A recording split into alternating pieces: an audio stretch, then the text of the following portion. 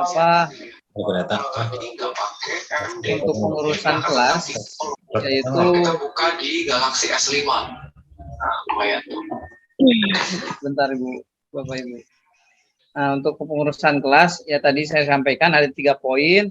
Pertama, membantu sebagai timekeeper.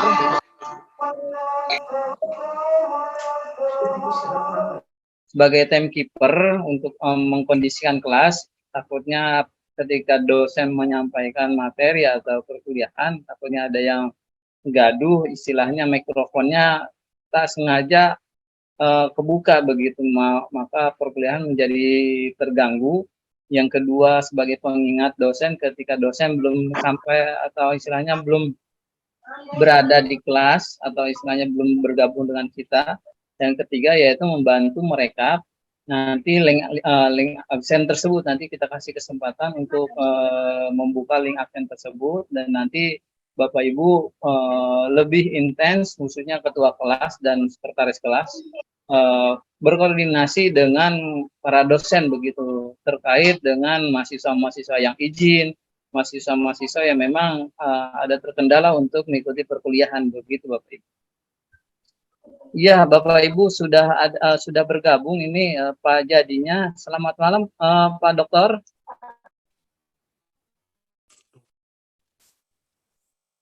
Masih di-unmute Pak Dokter. Iya. Oke, assalamualaikum semuanya. Waalaikumsalam. Waalaikumsalam warahmatullahi wabarakatuh. Alhamdulillah Pak Dokter sudah bergabung dengan kita. Sebelum perkuliahan kita dimulai, alangkah baiknya kita buka berdoa sesuai keyakinan dan agama masing-masing. Berdoa dimulai.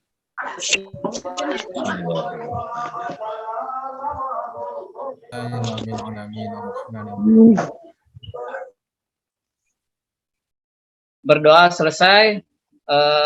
Baik, untuk memulai perkuliahan kepada Pak Dokter Jadi, waktu dan tempat kami persilahkan Pak. Izin Pak, masih di-unmute Pak.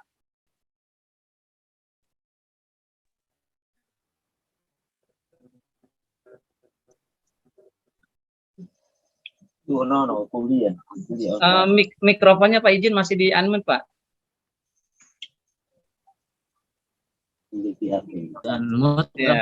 Oke, ya. Sementara ini saya ingin menggunakan laptop, baru mau sign in di laptop, lagi ngisi-ngisi. Sambil bincang-bincang saja ya. Iya, Mas. Mari kita pertemuan pertama ini sebetulnya kita nggak ingin membahas apa-apa, kita ingin berkenalan dulu. Sambil tempo hari waktu kuliah umum perkenalan di pertemuan pertama itu saya nggak bisa hadir karena harus nungguin istri. Mudah-mudahan nggak apa-apa. Ini saya pengampu mata kuliah manajemen keuangan. Sebelum kita memulai diskusi mengenai materi, sebetulnya saya ingin ngobrol-ngobrol sih. Saya satu-satu ya barang 3 atau 4 orang kita ingin ngobrol-ngobrol. Coba ketua kelasnya siapa ketua kelasnya sekarang? Belum dibuka. Belum ada Pak. Di proses pembentukan. Bentar ya. Diri sendiri Pak. Waduh, sendiri semua. Oke, kalau gitu. Pak. Tapi kelompok sudah punya ya? Belum juga Bapak. Belum juga karena ketua kelasnya belum Pak. Belum juga Pak. Kalau belum juga bagaimana? Kita banyak tugas yang harus presentasi. Ini harus segera dibentuk kalau gitu. Baik Pak. Mudah-mudahan nanti ada volunteer lah. siapa yang mau gitu. Karena memang kita itu banyak orang begini, mahasiswanya 100 lebih. Lalu kalau kuliah secara biasa, materinya nggak sampai. Jadi materinya harus dibikin presentasi tugas kelompok yang memungkinkan nanti materi itu bisa didiskusikan dengan baik lah. Nah, Siap. perlu kesadaran lah ini di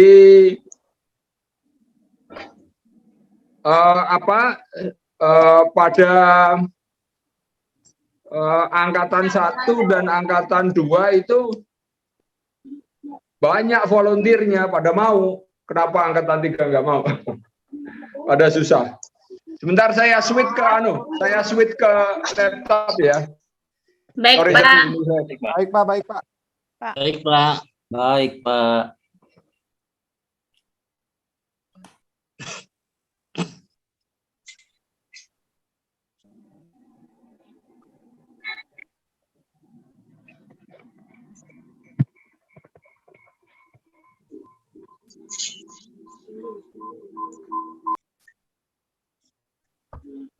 Oke.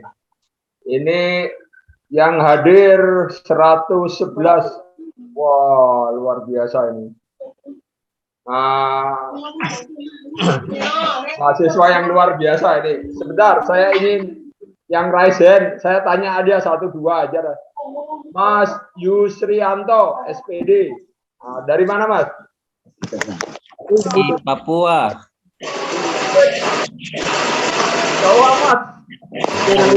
Dari Papua Barat, Pak. Dari Papua Barat. Dari Papua ya? Iya, dari Papua Barat. Wah, luar biasa. Papua Barat.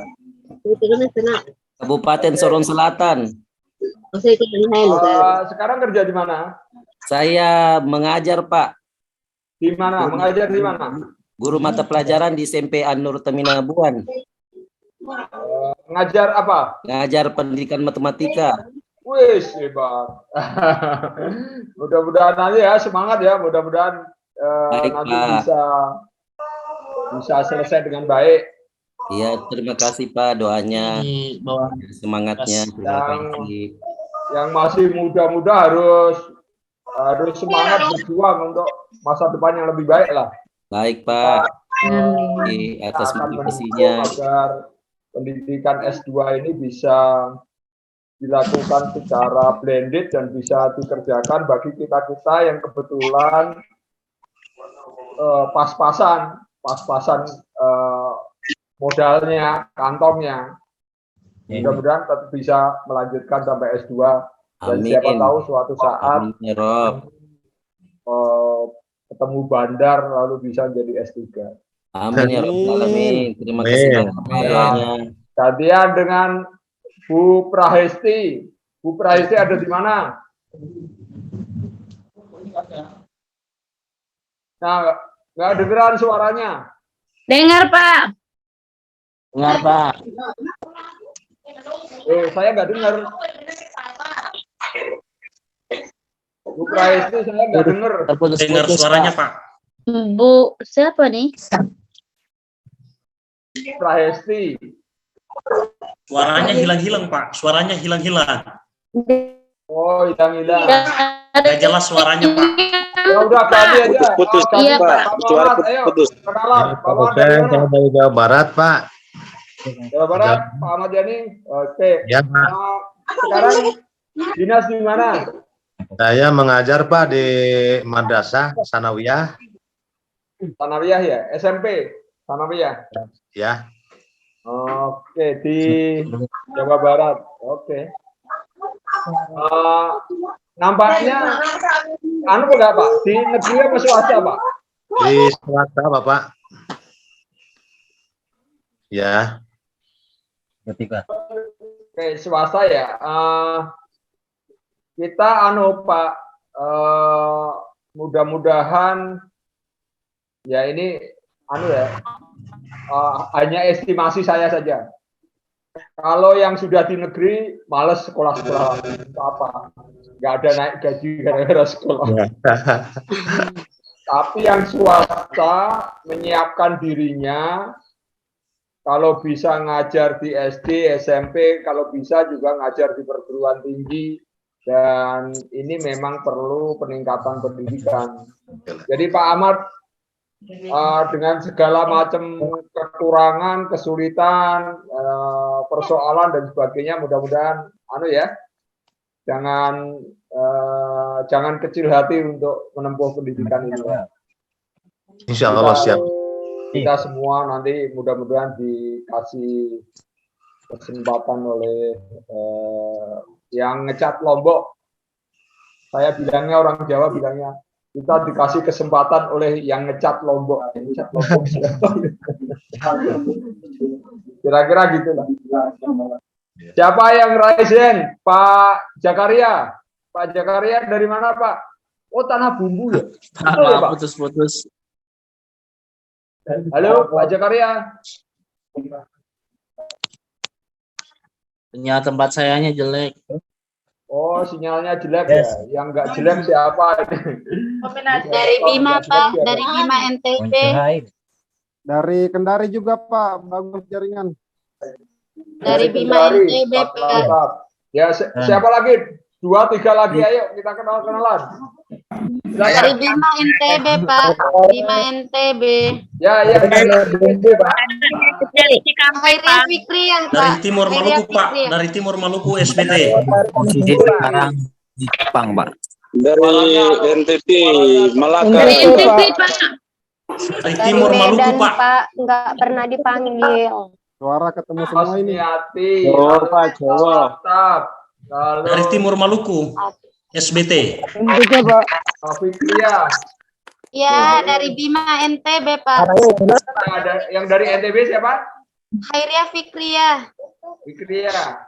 Iya. Sekarang ngajar juga, Bu Fikria. Ngajar, terus operator pendataan juga, Pak. Operator Dapodik. Apa itu? Operator apa itu? Operator pendataan, Pak, yang Data pokok pendidikan. Dapodik. Data pokok pendidikan. Swasta apa Negeri, Pak. Negeri. Negeri Masih ya? honor. Iya, masih honor, Pak. Oh ya, oke. Cari ilmu yang banyak-banyak ya. Iya, doain Pak biar nyantol ke tes ketiga kan yang kemarin. Mas, Semuanya didoain yang terbaik. Semoga Ya, lulus Bu amin. Khairia. Terima Amin. kasih Pak. Terima kasih kawan-kawan. Oke. Kalau lulus. Pak Mulki.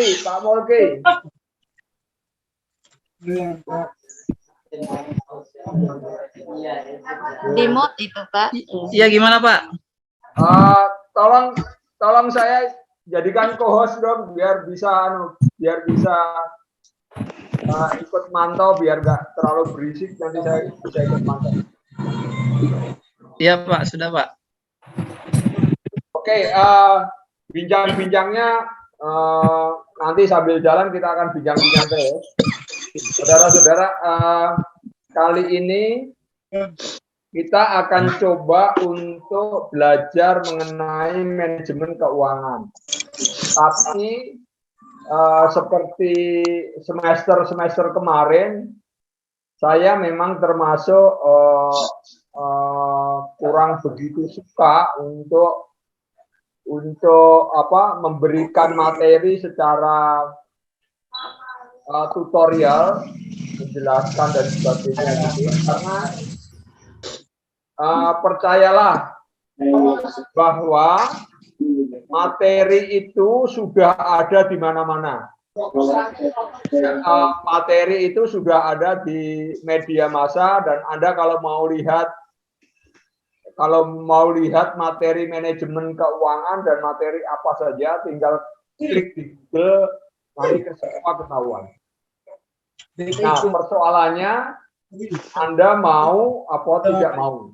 Nah, ini faktor yang dominan. Anda mau belajar apa tidak mau belajar. Anda mau tahu apa tidak mau tahu. Nah, Karena persoalannya adalah mau dan tidak mau, maka pembelajaran lebih banyak dilakukan dengan interaktif, diajak bertukar pikiran agar kita mau bertukar pikiran, sharing, diskusi, tanya jawab, studi kasus, dan sebagainya. Nah, pelajaran yang seperti ini nampaknya secara umum sudah Recording in progress. Seluruh dunia juga sama seperti ini. Jadi sebetulnya saya berpesan kepada semua mahasiswa, jangan kecil hati untuk minder dengan orang-orang yang kebetulan sekolah di sekolah institusi yang baik, misalnya di UGM, UI, IPB, universitas terkenal lainnya lah. Karena sesungguhnya instansi itu hanya memberi registrasi kepada kita bahwa kita lolos atau bisa melewati standar kompetensi yang ditetapkan dalam kampus itu. Ya, ini sangat tergantung dari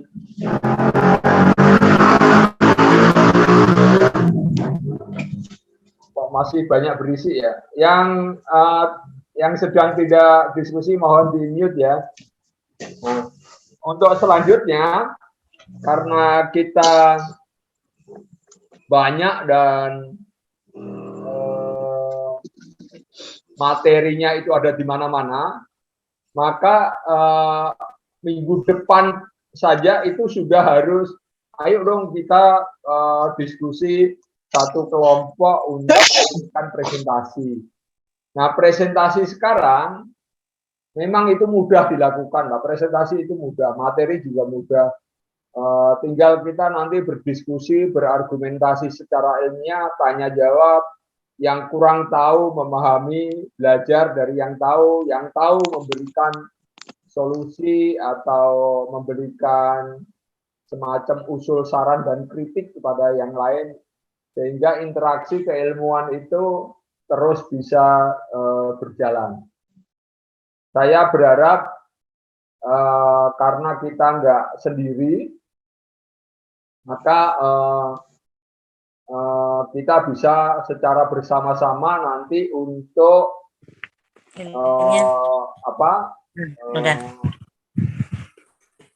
Ketekan. Ketekan. Nah, dulu Pak. Saya juga ingin memperkenalkan diri. Nama saya Jadi Suryadi.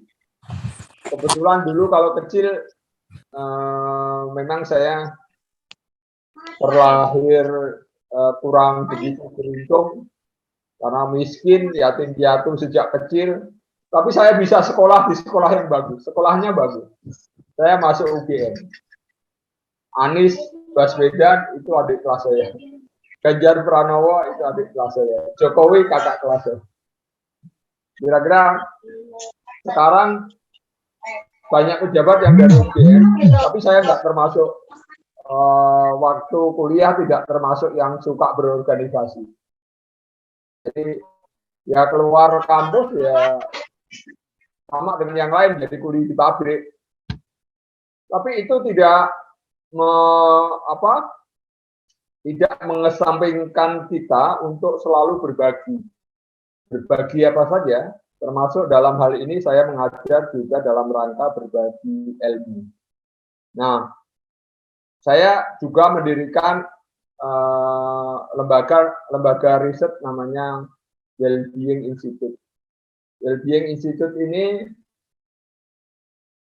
dalam waktu dekat ini saya memang ingin mengajak Anda semua untuk ikut terlibat. Bukan dalam partai, saya bukan orang partai, tapi terlibat dalam urusan kemasyarakatan untuk mengukur seberapa besar ukuran non-conflictness level. Jadi tingkat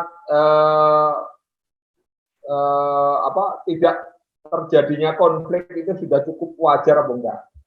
Karena setelah pencalonan Pak Anies Baswedan, tensi di Jakarta dan di media sosial kenceng. Kita tidak ingin memanas-manasi tensi itu, tapi kita ingin mengukur para pemilih, voter, untuk menentukan sikapnya apakah Anda dalam posisi tingkat konflik yang tinggi atau enggak. Nah, harapannya kita bisa menyadarkan kawan-kawan, siapapun presiden nanti yang akan terpilih, tidak harus dengan konflik yang dalam sehingga mengganggu atau bahkan menghancurkan beberapa pembangunan yang telah kita lakukan. Jadi sama sajalah siapa yang jadi presiden kita nggak tahu, tapi semua rakyat Indonesia berhak untuk menjaga apa-apa yang telah kita raih saat ini agar nggak hancur di kemudian, agar kita tetaplah bahwa kita ini tetap rukun gitu. Karena di negara kita itu diakui oleh sebagian orang Barat itu heran dengan Indonesia, beberapa kerajaan bisa jadi satu negara.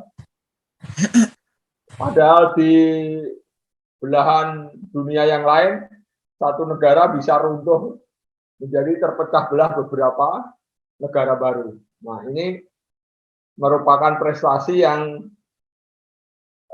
semasa kita juga harus kita bisa menjaganya. Oke ya, itu hanya pengantar. Nanti kalau surveinya sudah selesai, nanti saya kirim surveinya. Surveinya seperti apa sih? Anda nanti yang menentukan. Oke? Baik, Pak. Nah, sekarang kita akan mulai membahas mengenai manajemen keuangan. Saudara semua, belajar mengenai manajemen keuangan itu mengenai isu sensitif, catatan yang presisi, dan di beberapa tempat itu merupakan kunci peredaran darahnya satu organisasi itu dengan keuangan.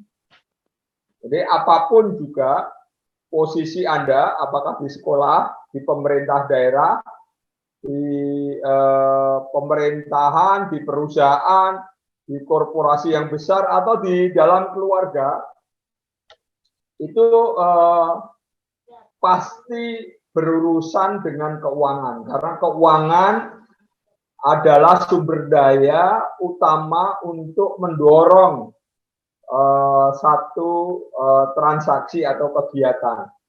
Misalnya kalau di dalam rumah tangga, para ibu-ibu adalah menteri keuangannya, mengatur uang masuk berapa, uang keluar berapa, agar dikelola dengan baik, agar rencana kehidupan keluarga bisa berjalan dengan baik.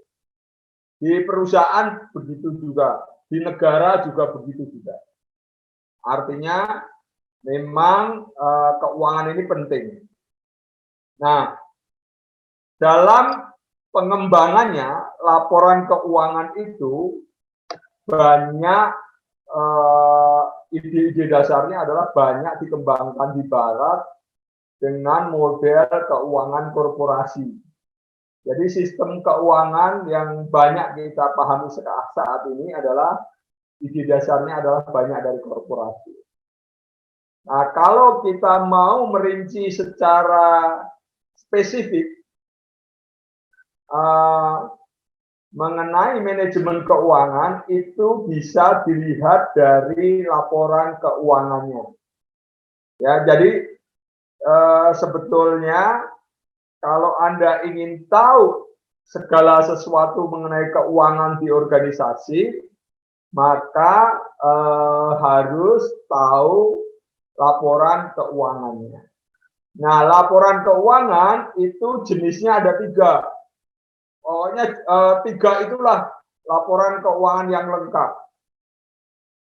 1 adalah neraca atau balance sheet. Neraca. Dua adalah laporan rugi laba. Laporan rugi laba itu menghitung berapa uang keluar, berapa uang masuk, berapa uang sisa, plus atau minus, dan sebagainya. Yang ketiga adalah apa kira-kira? Ada yang tahu nggak? Yang ketiga apa? Neraca, laporan rugi laba, dan yang ketiga adalah Laporan perubahan modal. bukan, perubahan modal ada di neraca. Apa? Yang ketiga Neraca apa?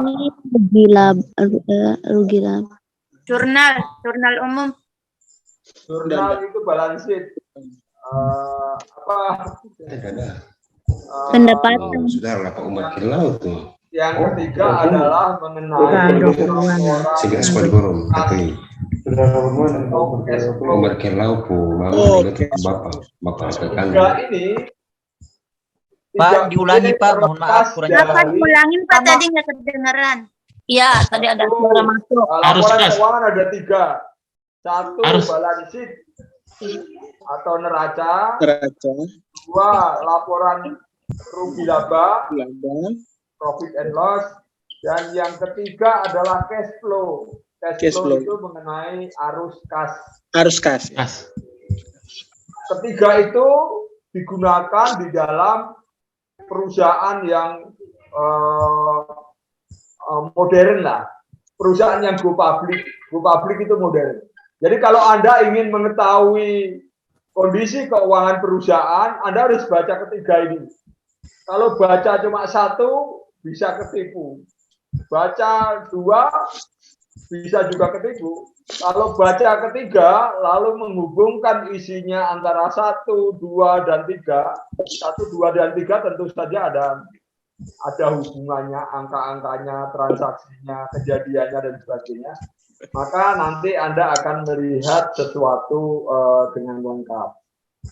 Nah, ini tidak akan sulit-sulit amat karena yang belajar di sini banyak yang SPD, banyak yang ngajar, banyak yang ini.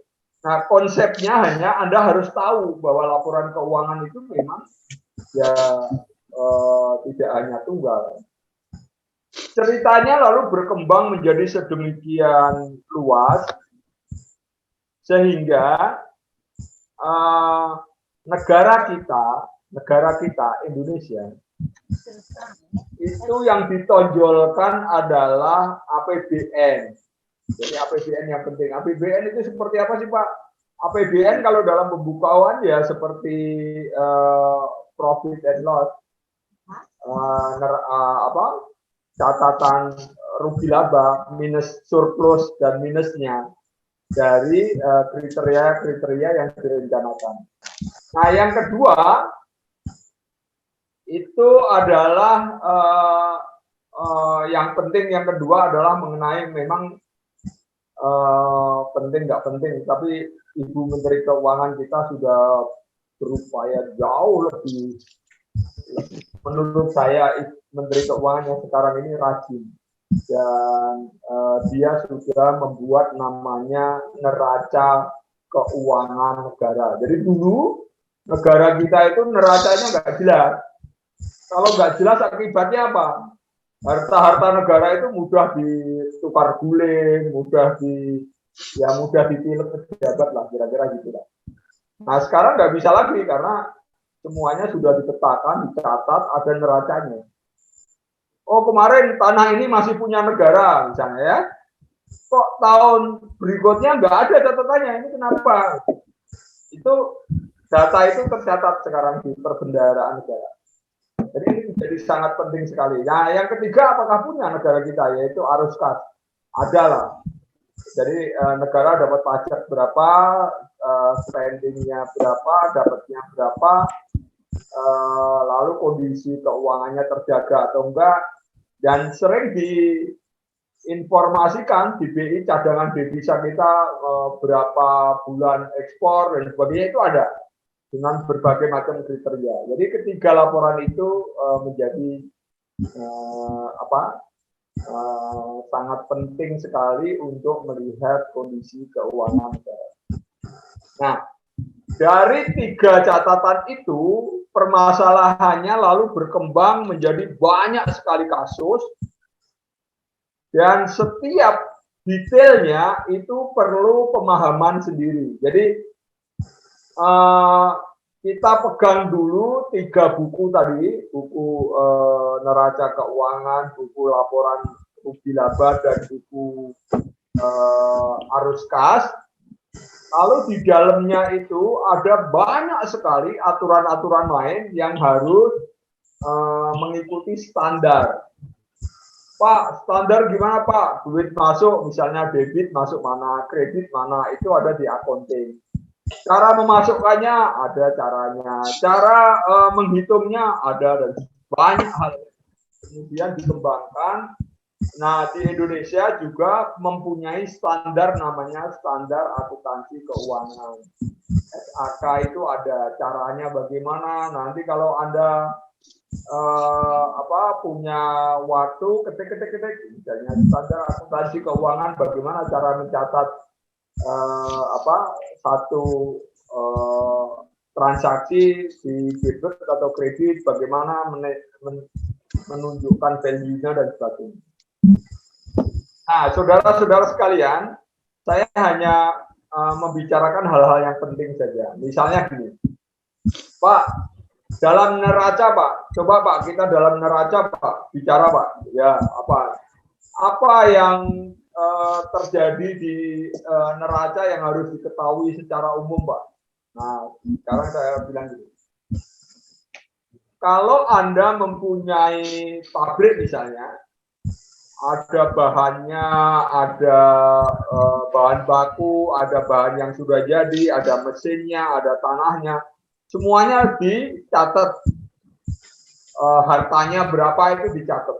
Nah, sekarang harta itu, kategori harta itu ada tangible asset, namanya aset ya, harta itu aset ya.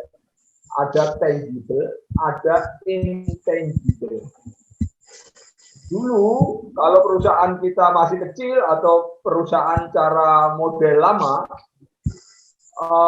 yang sangat menentukan, harta yang sangat menentukan dicatat adalah harta-harta yang bersifat fisik, yang ada buktinya, tangible. Ini mobilnya berapa, tanahnya berapa, gedungnya berapa gitu ya. Tapi pada perusahaan-perusahaan yang modern, ya, Anda tahu perusahaan Coca-Cola? Coca-Cola tahu kan ya? Tahu. Nah, perusahaan Coca-Cola itu asetnya yang terbesar adalah intangible asset. Intangible itu apa Pak?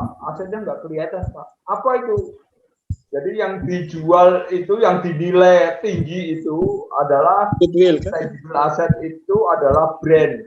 Brand itu adalah nama marketing, nama besarnya, ya merek dagang yang dipunyai Coca-Cola dan sebagainya. Yang kedua ya resep cara membuat produk-produk Coca-Cola. Nah, konon katanya memang ini masih isu-isu komersial.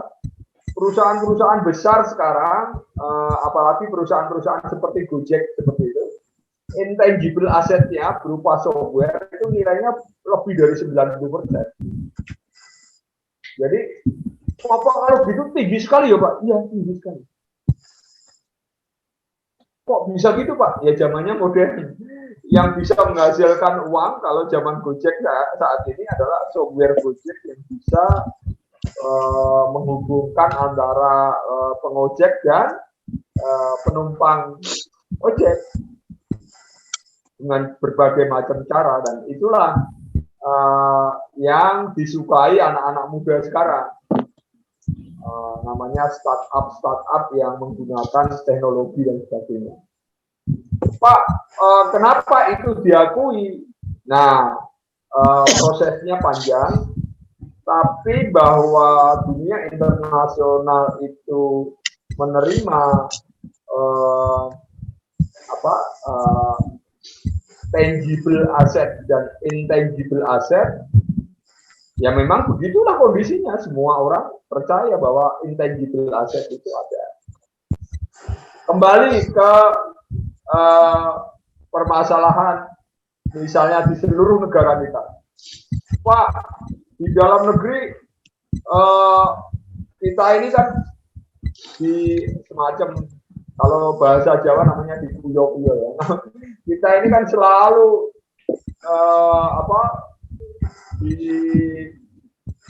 itu bahasa Indonesianya apa dikuyo-kuyo itu?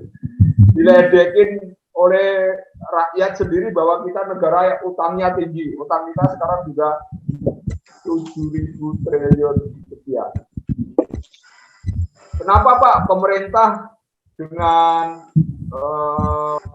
senang hati utang tidak masalah, ini tidak masalah. Nah, memang kalau Anda perhatikan negara kita itu mempunyai intangible asset yang cukup besar, yaitu berupa sumber daya alam.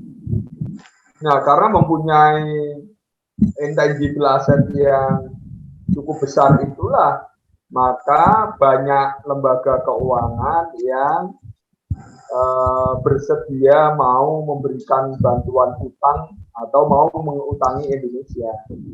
Melalui Indonesia. Persoalannya kemudian kita tanya, Pak, kenapa mau utang, Pak?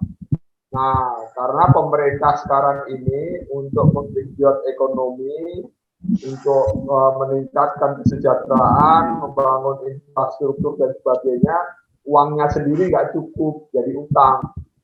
Jadi sebetulnya utang itu memalukan apa enggak, Pak? Saya nggak tahu, Anda jawab sendiri-sendiri aja. Tapi saya memang kalau dalam keluarga misalnya ya, manajemen keluarga, memang Pak jadi nggak pernah utang, Pak. Saya termasuk orang kampung yang tidak mau utang. Dulu kalau waktu pertama kali beli rumah, ya utang sih nyicil, tapi bukan nyicil di bank yang lama gitu, tapi nyicil cuma 1 tahun. Itu juga kita takut juga kalau utang nggak bisa bayar nanti bagaimana. Nanti kalau karena saya nggak pernah kerja di jadi pegawai negeri, saya kerjanya di swasta. Istri saya juga kerja di swasta. Jadi ya tahu diri. Tahu diri itu bukan berarti apa yang saya lakukan benar. Mungkin yang saya lakukan juga salah. Kalau dulu saya berani mengambil sedikit resiko, ya utang nggak apa-apa lah. Ini utang bukan untuk hal-hal yang di luar kebutuhan pokok, ini juga kebutuhan pokok dan sebagainya. Nah, lalu terjadilah diskusi yang luar biasa mengenai bagaimana Pak ini pemerintah utang banyak. Nah, Anda sebagai orang yang berpendidikan nanti cobalah berpikir dengan baik, tidak perlu harus menyalahkan satu dan yang lain. Ada evaluasi utang itu baik, ada evaluasi utang itu tidak baik, tergantung sudut pandangnya. Nah, tapi jangan memaki-maki pemerintah, jangan menjelek-jelekkan pemerintah. Sudahlah, pemerintah biarkan selesai sampai tuntasnya.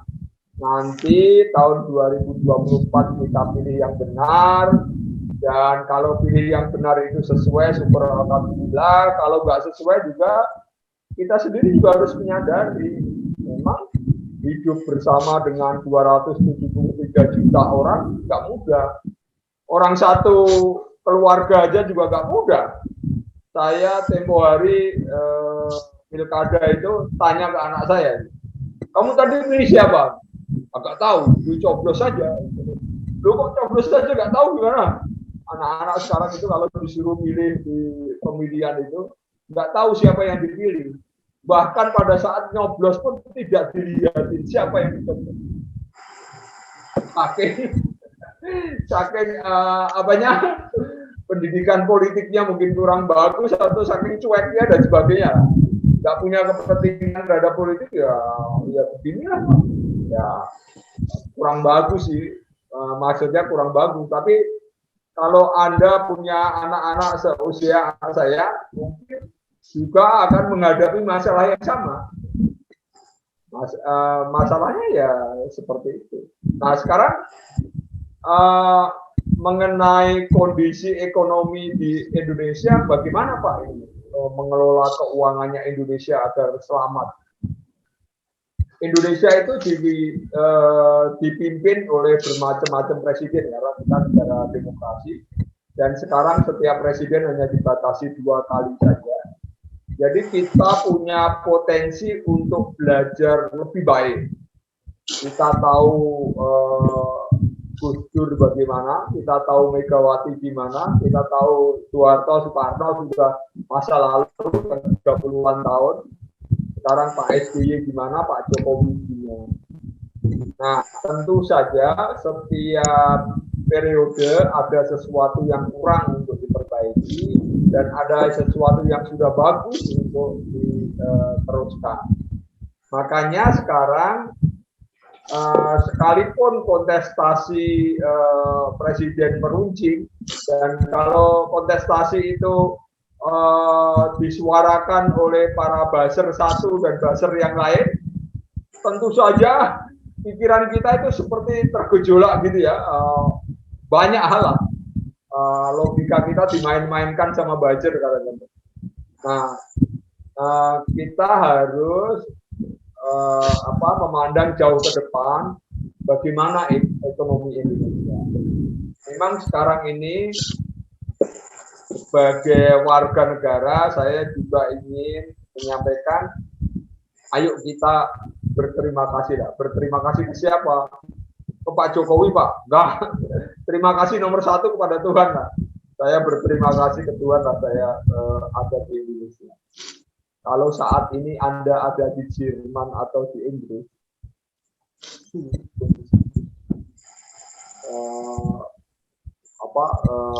selain bahan gas yang berkurang, dan gas berkurang itu berdampak pada berbagai macam kondisi lapangan, ada juga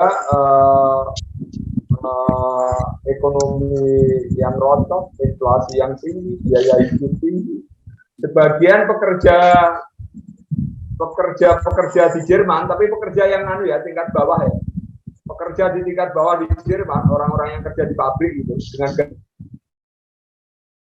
gaji UMR lah. Lalu orang kerja di Jerman itu kan, operator di Jerman itu gajinya jauh lebih tinggi daripada manajer di Indonesia lah. Nah, tapi kalau di sana itu biaya hidup tinggi, lalu listrik dari negara itu dibatasi karena gasnya dari Rusia berkurang. Konon di YouTube itu sampai ada komentar setiap hari pekerja itu kalau mandi di pabrik. Kenapa mandi di pabrik, Pak? Mandi di rumah air hangatnya nggak ada. Kenapa nggak ada, Pak? Gasnya dibatasi atau gajinya nggak cukup untuk bayar gas.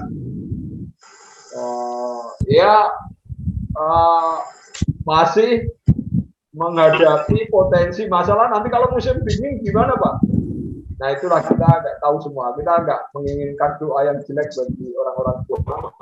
Tapi kita juga merasa bersyukurlah tinggal di Indonesia, walaupun kondisinya dengan agak miskin-miskin begini, tapi kondisi alamnya memungkinkan kita hidup untuk mencari kehidupan is okay.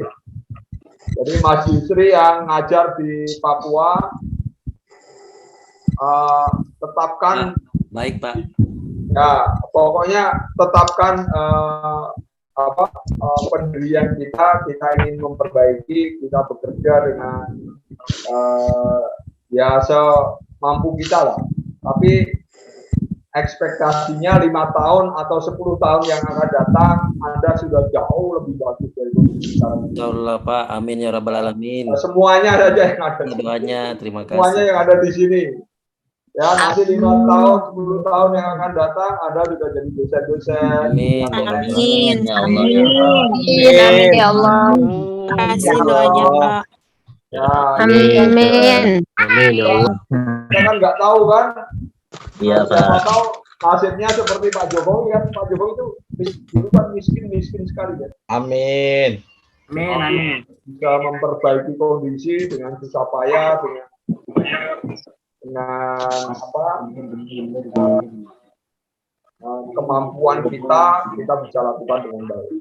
Nah, yang kedua memang saya tidak menginginkan Anda untuk berekspektasi terlalu tinggi, tapi saya menginginkan Anda paling enggak selama 4 semester ini usahakan agar bisa lulus tepat waktu. Jadi sebetulnya Anda kuliah itu enteng saja sudah, pokoknya anggap enteng saja. Ada tugas dikerjakan, ada instruksi dijalankan dan sebagainya. Tapi berjuanglah nanti agar bisa lulus tepat waktu. Caranya gimana bisa lulus tepat waktu? Ya ikuti semua aturan lah. Aturannya harus begini, aturannya harus begitu. Dan ada satu lagi yang penting. Di semester 4 nanti Anda melakukan penelitian, riset. Namanya buat tesis. Buat tesis itu, saya baru berjuang ini, walaupun banyak kolega para dosen senior yang belum begitu sepakat, tapi saya yakin pasti nanti dapat bahwa kita bisa lakukan riset itu sekarang menggunakan data-data yang data online. Artinya datanya itu bisa didapatkan dengan cara online. Dengan Google Form, sekarang data itu bisa didapatkan dengan mudah. Jadi Anda nanti walaupun ada di Papua, nanti tidak harus selalu konsultasi di Jakarta. Kalau datang Papua kayak Jakarta 2 kali aja biayanya sudah bisa untuk kuliah S2 ya. Betul, Pak. Betul sekali, Pak. Nah, ini gimana caranya supaya bisa Anda ikuti aja nanti dalam waktu ke waktu. Nah, temanya apa? Temanya banyak hal. Makanya nanti saya harapkan ada diskusi kelompok. Dan diskusi kelompok itu bukan hanya presentasi saja, tapi bagi kelompok-kelompok itu harus mengubah presentasinya menjadi tulisan semacam paper itu yang jumlahnya antara 10 sampai 15 halaman. Dari paper itu nanti dikumpulkan itu menjadi nilai dari tugas kelompok. Dan saya yakin asal Anda mengikuti aturan mainnya, kuliah kalau mata kuliah gini-gini, Pak, jadi nanti lulusnya susah nggak Pak mata kuliah Pak? Nggak ada yang susah, semuanya mudah. Saya sekarang juga sudah orang tua ya. Sekolah susah, kuliah susah, lulus itu masa saya. Masa anak-anak saya juga sudah nggak susah lagi lulus. Jadi saya sekarang juga berharap Anda nggak akan susah lulus dalam mata kuliah ini, tapi nanti di semester terakhir Anda harus berjuang untuk membuat tesis yang baik, melakukan penelitian, dan itu selesai. Dan S2 ini di Untara ini memang kami mendorong agar semuanya lulus tepat waktu. 4 semester harus lulus. Caranya gimana? Berjuanglah. Begitu Anda ketinggalan, susah untuk kembali. Ini seperti kita naik bus ini. Kalau kita tiba-tiba turun di tengah jalan, susah dapat bis lagi. Begitu Anda tidak kompak, ini sulit untuk bersama-sama lulus. Nah, saya kasih tahu cerita ya. Nggak usah yang tegang-tegang lah, biasa ceritanya. Ini ada satu, saya punya teman dulu direktur Pertamina, dia cerita pernah kuliah di Amerika. Itu ada segerombolan orang Papua, Afrika yang kuliah di Amerika. Mereka dapat beasiswa dari negaranya masing-masing. Lalu mereka semuanya sekitar 22 orang. Salaman semua. Kita mau belajar bersama. Ya. Kita mau lulus bersama. Ya. kita nggak akan pulang ke negara masing-masing kalau masih ada yang belum lulus.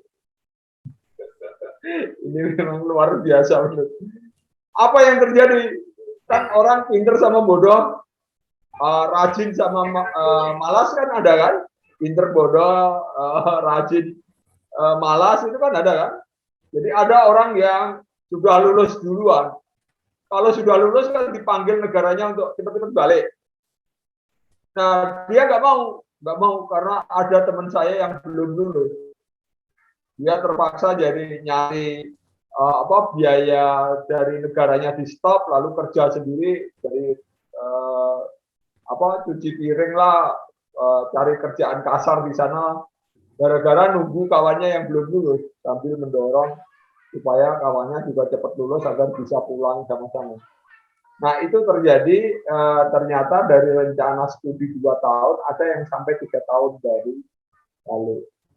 Nah konon katanya lalu mereka secara bersama-sama bisa pulang setelah lulus semua bisa pulang. Sekarang sudah jadi orang besar-besar di Afrika. Biasanya orang Afrika yang kuliah di Amerika biasanya selalu menteri sekarang di sana. Sekarang pada sukses pada merayakan posisinya saat ini dengan mengenang bahwa iya kalau kita bersama-sama sepakat ada nilai-nilai tertentu yang tidak bisa dikalkulasi dengan uang. Nah, kembali lagi ke cerita saya tadi tentang Coca-Cola atau perusahaan-perusahaan startup. Jadi ada value yang tangible, ada value yang intangible. Jadi sekarang mereka orang-orang yang susah-susah itu zaman dulu itu sekarang sudah bisa menikmati bahwa ada satu nilai yang tidak kelihatan, yang tidak bisa didapatkan buktinya, tapi itu dirasakan, yaitu nilai yang Nah, kalau Mas Yusrianto ngajar di matematika ya biasa kan, ada bilangan asli, ada bilangan imajiner.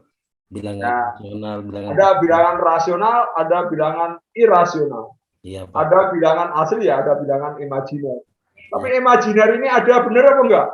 Ya enggak ada buktinya, tapi ini bisa dirasakan bahwa itu bisa diimplementasikan dalam berbagai macam model dan bentuknya. Saya tahu itu karena saya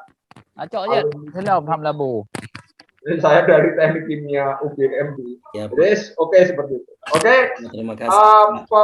Perkenalan kita malam ini tidak panjang lebar, tapi saya ingin siapa yang ingin tanya mengenai manajemen keuangan. Angkat tangan, bicara. Saya Pak masuk.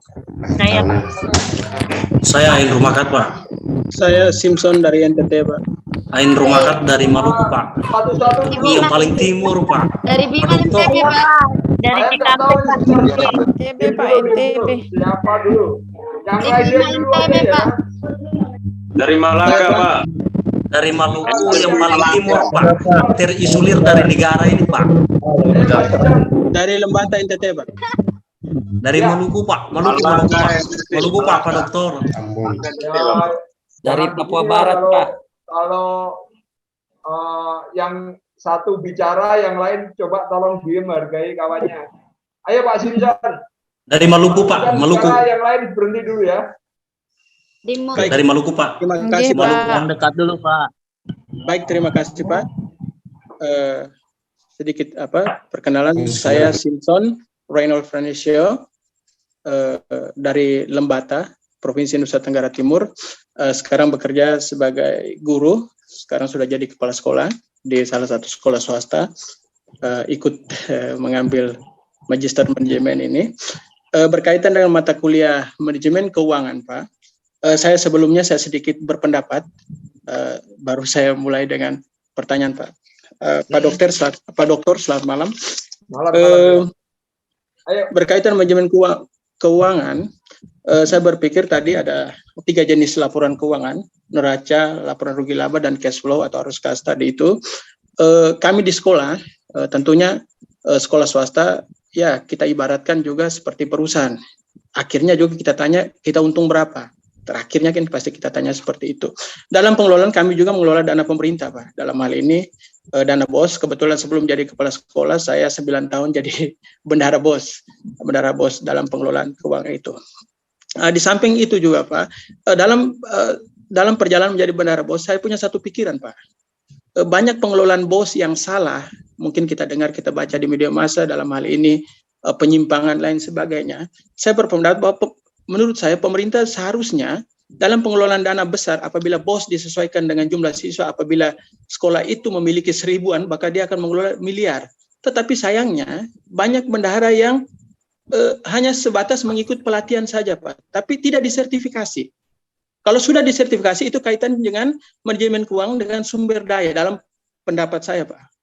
Sama halnya juga dengan persoalan bendahara desa. Sekarang desa mengelola dana yang begitu besar sampai dengan miliar dalam satu desa. Tetapi sayangnya bendahara yang mereka pakai itu tidak tersertifikasi.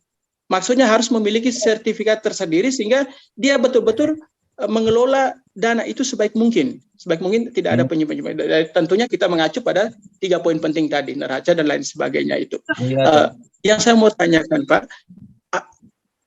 memang bendahara itu harus dalam pengelolaan keuangan itu, apakah memang harus sumber dayanya bagus atau yang pas-pasan? Harus diimbangi dengan sumber daya yang bagus atau pas-pasan? Kemudian yang kedua, apakah pendapat saya pemerintah perlu sertifikasi semua bendahara yang mengelola keuangan itu, yang sudah memiliki sertifikat betul-betul diuji kelayakannya bahwa dia layak untuk mengelola keuangan negara dalam bentuk keuangan apapun sehingga tidak terjadi penyimpangan-penyimpangan. Mungkin itu saja yang saya tanyakan. Terima kasih, Dokter. Selamat malam. Oke, Pak Simpson di Lembata. Lembata ini terkenal berburu paus ya. Iya, betul, Pak. Di Desa Lamelera, ya. Kampungnya Pak Sony Kera. Ya, ya, kampungnya Pak Sony Kera. Oke. Jadi idenya bagus, Pak. Tapi pemerintah itu punya berbagai macam kendala sehingga kata-kata sertifikasi itu sulit untuk bisa dibuatkan sebagai program yang universal. Tapi sebagai satu ide ini bagus, Pak Simpson. Saya malah minta Anda itu nanti kalau membuat tesis tugas akhir, itu yang masalah yang real gitu, Pak. Bagaimana mengelola keuangan sekolah swasta. Nggak mudah loh mengelola keuangan swasta itu. Ya, tadi betul, kalau dari laporan BOS dan sebagainya, ya laporan yang mudah aja lah, laporan rugi laba ya. Tapi kalau sekolah itu harus dipandang sebagai satu institusi di mana neracanya setiap tahun harus dicatat. Ini uang masuk berapa, uang keluar berapa, operasional berapa, maintenance berapa dan sebagainya, sehingga aset sekarang itu tercatat dengan baik. Lalu yang kedua, biasanya uang masuk berapa, uang keluar berapa, akumulasinya ya tidak harus selalu dalam bentuk istilahnya untung rugi, tapi ada surplus, ada surplus dan minus. Lalu yang ketiga mengenai laporan arus kas. Zaman dulu, karena kalau ingin beli tertentu itu menggunakan uang cash, maka uang kas itu dijaga dalam level tertentu. Sekarang beda, kita punya e-money yang uangnya ini masih di-count, jadi semua uang cash itu nggak ada. Kenapa begitu? Masalah saya pernah jadi manajer di perusahaan. Jadi di institusi tertentu mungkin juga termasuk sekolah. Kalau punya uang kas terlalu banyak, itu punya potensi untuk orang pinjem. Kurang pinjam itu masalah itu penyakit. Sangat. Benar, Pak. Betul, Pak Jadi Dokter. Pak Simpson nanti gini Pak, idenya itu bagus, tapi kalau bisa itu nanti dikristalisasi, dipikir-pikir lagi, diperhatikan lagi, itu untuk menjadi tesis bagus itu Pak. Terima Jadi kasih, paling Dokter. tidak, semester 3 itu Anda pelajari detailnya, Anda sudah tahu punya modal, maka semester 4 pas waktunya lulus lagi. Amin. Terima kasih, Dokter. Amin, Pak Dokter. Sekarang pokoknya semua materi dikumpulin, ide-ide baik dikumpulin nanti untuk bekal nanti di semester keempat. Ya, oke, Pak Simpson. Terima kasih, Dokter. Ya. Ya, siapa lagi yang mau komentar? Yang mau Saya, tanya, Pak. boleh komentar. Saya, Pak, Pak. Hesden aja dulu lah. Dari Timur Maluku, Pak. Dari Timur Maluku. Dari Cikampek. Pak, Pak Supian. Pak Supian dari mana Pak Supian? Ayo Pak Supian dulu, yang lain. Mohon diem dulu. Saya Pak. Pak Supian. Izin menanggapi Pak. Kan nama saya Ntar dulu. Pak Supian dulu, Pak Supian. Silakan Pak. dari NTB Pak. Dari NTB. Sebelumnya Assalamualaikum warahmatullahi wabarakatuh. Silakan Pak Supian. Selamat malam buat teman-teman saya dari Aceh sampai ke Papua. Mungkin ini agak di luar konteks yang kita bahas barangkali Pak pada malam hari ini, tapi masih ada pertanyaannya gitu Pak. Nah, beberapa waktu lalu mungkin gini kita ke luar negeri nih Pak, boleh Pak ya? Ya, boleh. Presiden Belarusia kan pasti Alexander Lukashenko itu dia tidak percaya bahwa ada inflasi gitu, bahwa inflasi itu tidak bisa. Jadi dia menerapkan kebijakan untuk melawan inflasi itu dengan melarang harga barang naik gitu Pak. Nah sementara menurut asumsi pribadi saya atau logika pribadi saya begitu Pak, itu semacam kita menyimpan sekam di tumpukan jerami gitu Pak. Pertimbangannya adalah it's okay kalau seluruh kebutuhan di dalam negeri itu bisa kita penuhi sendiri. Nah, namun faktanya tidak semua negara bisa memenuhi kebutuhannya sendiri Pak, masih tergantung dengan impor dan segala macamnya begitu Pak. Nah, sementara di luar negeri itu pasti tergantung dengan inflasi itu Pak. Nah, yang menjadi pertanyaan ketika misalnya barang di luar negeri itu harganya tinggi, kemudian kita tetap menjual pada harga yang sama begitu Pak, kalau tadi dilarang untuk naik, bukankah itu nanti akan memicu misalnya semacam meledakkan harga yang lebih besar gitu? Itu menurut saya begitu Pak. Jadi itu yang kira-kira kalau menurut Pak Dokter itu bagaimana begitu Pak? Ya Pak Supian, jadi gini, kita mengenal negara itu adalah negara yang terbuka dan negara yang tertutup. Negara yang tertutup atau dulu istilahnya komunis, tapi sekarang komunis pun terbuka.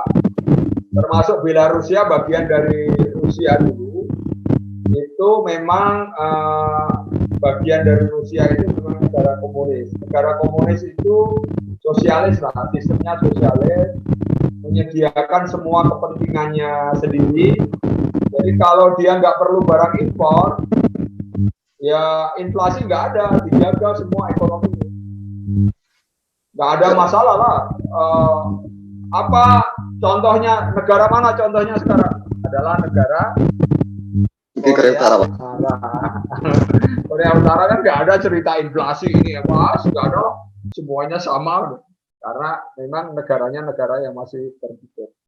Nah, tapi kalau kita ingin bandingkan dengan negara yang bersifat komunis lainnya, tapi sudah masuk dalam interaksi perdagangan dunia seperti Venezuela, Argentina, dulu Amerika Latin yang dulu pro-Soviet, hancurnya luar biasa. Kenapa? Karena tetap mereka memerlukan barang dari luar, dan barang dari luar itu harus dibeli dengan mata uang yang berlaku secara internasional. Dan memang kita ya harus mengakui semuanya itu Amerika lah. Orang susah payah mencari dolar, dia tinggal nyetak dolar aja. Udah pokoknya sama udah amat, nggak ada Amerika bangkrut, nggak ada, dia cetak uang kok. Nah, tapi kalau di Indonesia misalnya, apakah Indonesia bisa Pak tidak menaikkan harga BBM kan? Sama dengan konteksnya sama dengan gini kan, Pak, Bu Presiden itu BBM sudah nggak usah naik. Nah, itu cilakanya gini. Lalu persoalannya sebetulnya gini, kalau di negara-negara yang BBM-nya surplus, di Arab Saudi, di Iran, di Irak, mungkin nggak usah naik BBM juga nggak apa-apa. Tapi di Indonesia itu crude oil-nya 7.000 barrel per hari, kebutuhannya 1.600.000 barrel per hari. 60% minyak kita impor. Pak, kok impornya tinggi sekali gitu Pak? Iya, karena minyak itu diambil dari perut bumi lama-lama habis. Iya, karena Indonesia nggak ada orang pinter yang ngebor minyak dapat sendiri, yang ngebor orang lain. Kita kebagian sebagian sendiri. Iya, dulu mobil orang sedikit sekali. Tahun 80-an Indonesia kaya minyak itu. Minyaknya banyak, mobilnya sedikit. Sekarang kebalik. Mobilnya banyak, minyaknya nggak ada. Jadi kalau Presiden menaikkan harga BBM, lewatlah kita. Gaji PNS mungkin seret-seret. Pembangunan stop-stop. Duitnya semuanya untuk itu BBM aja kan, jagain BBM. Apakah kalau BBM dijagain lalu yang lain nggak ikut naik Pak? Nggak bisa. Beras ikut naik, ini ikut naik, itu ikut naik. Nah sekarang kita bicara mengenai negara dengan ekonomi terbuka. Jadi kita memang harus menyesuaikan dengan kondisi pasar. Walaupun pemerintah masih lakukan subsidi, tapi subsidi ini dihitung sekali. Ini baik apa enggak baik, kurang baik apa enggak, dan sebagainya. Cara ngitungnya gimana? Udahlah, serahin orang-orang yang pejabat-pejabat itu aja lah, kita nggak usah mikir-mikir itu, pusing. Tapi ya, dongkol nggak Pak? Jadi dongkol nggak? Saya sekarang kalau ke Jakarta, kalau masih bisa naik busway, naik busway. Kalau harus pakai mobil, ya pakai mobil. Ya udahlah, pokoknya kita harus jalan dengan kondisi apapun kan. Nggak usah harus banyak mengeluh. Anda semua yang muda-muda, yang masih sekolah-sekolah, jangan pernah mengeluh. Kalau bisa dijalani. Baik Pak. Kira-kira gitu ya. Jadi ini ekonomi, ini apa. Memang kita nggak ada orang sempurna, kita juga nggak bisa bilang ini terlalu baik gitu ya. Tapi biarkan Pak Jokowi selesaikan masa jabatannya, nanti akan ada pemilihan presiden baru. Mari kita memilih presiden yang baik. Jangan mau hanya dikasih uang untuk makan 5 hari, lalu nasib kita 5 tahun kita gantungkan ke mereka. Benar Pak, benar. Benar Bang. Ya pokoknya. Pak. Jadi kita yang fair saja lah. Tapi kita memang di negara ini, kalau IKN bisa pindah dan rancangan ekonomi di luar Jawa itu bisa merata, zamannya ide-idenya Pak Jokowi diteruskan oleh penerusnya nanti, insya Allah lah 10 tahun, 20 tahun nanti di NTB, di Lembata, di Irian, sama dengan di Tangerang, sama saja lah, makannya sama, jalannya sama, ininya sama. Saya malah berharap Anda semua jadi pejabat-pejabat deh. Saya kalau masih berumur panjang, saya nggak ingin ke luar negeri lagi. Saya nggak tertarik ke luar negeri. Saya hanya tertarik ke daerah-daerah di Indonesia. Iya. Ya kira-kira gitulah Pak Supian ya. Oke, gitu Pak Supian. Siapa lagi yang mau? Dari Saya Pak Dokter masuk. Ayo Bu. Ya, terima kasih Pak. Selamat malam. untuk kawan-kawan semua. Assalamualaikum warahmatullahi wabarakatuh. Ini Pak, saya Waalaikumsalam warahmatullahi wabarakatuh.